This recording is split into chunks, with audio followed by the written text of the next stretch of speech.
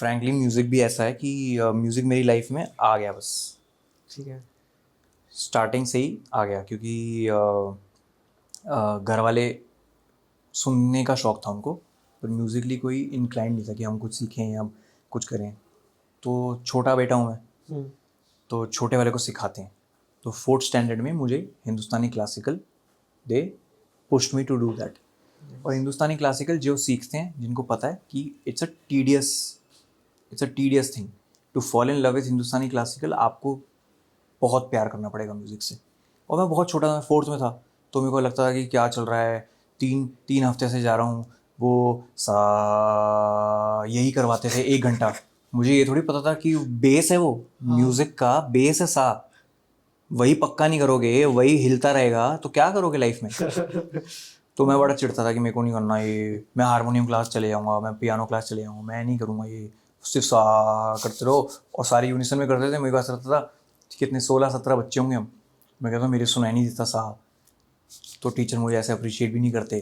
तो फिर मेरे को समझाया कि बेटा तुम ज़रा पेशेंस थोड़ा रखो जीवन में, तुम मत करो। फिर मैं छोड़ दिया, मैंने मेरे से नहीं होगा। फिर कट टू कॉलेज ऑडिशंस।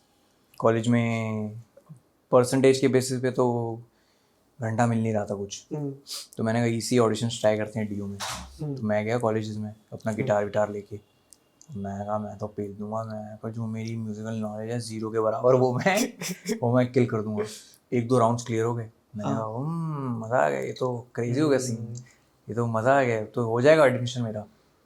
फिर पेल दिया, क्योंकि जो अब जैसे से जो छटते गए लोग, जैसे जैसे वो टाइट होता गया राउंड, फिर आ गए वो प्रॉपर ट्रेंड हिंदुस्तानी क्लासिकल वाले लोग, हारमोनियम तानपुरा लेके।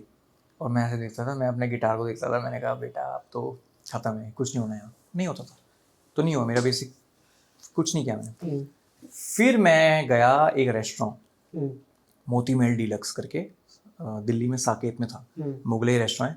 वहाँ पे हमारा ट्रियो बना, तो हम 3 लोग उधर गाने गाते थे। और वहाँ जाके मुझे रियलाइज हुआ कि म्यूज़िक कितना है हमारे देश में। क्योंकि वहाँ मैंने डिस्कवर किया हेमंत कुमार साहब को, वहाँ मैंने डिस्कवर किया रफ़ी साहब को, किशोर साहब को।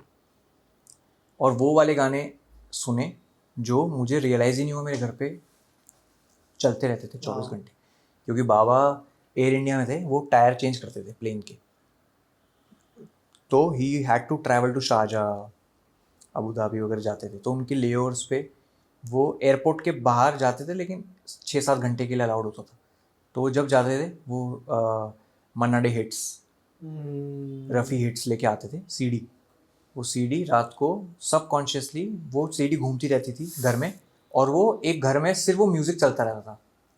ऐसा नहीं है कि बहुत लाउड है कि आपको उस लिरिक्स भी सुनाई दे रहे हैं, बट अगर आप और मैं बात कर रहे हैं तो मुझे पता है फेंटली एक पीछे ना तुम हमें जानो चल रहा है। तो ये मेरे लिए बहुत एडवांटेज था कि मैं 22-23 साल का था जब मोती महल में गाना शुरू किया था। तो by heart I knew all the songs.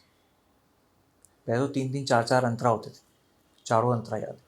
तो जो बूढ़े लोग होते थे वो आते थे मेरे पास, तो बेटा आपकी उम्र कितनी है? मैंने अंकल 23।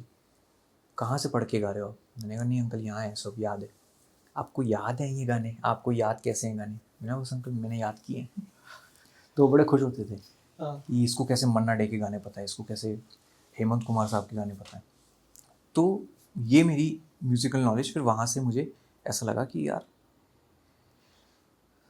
सुनना चाहिए म्यूज़िक और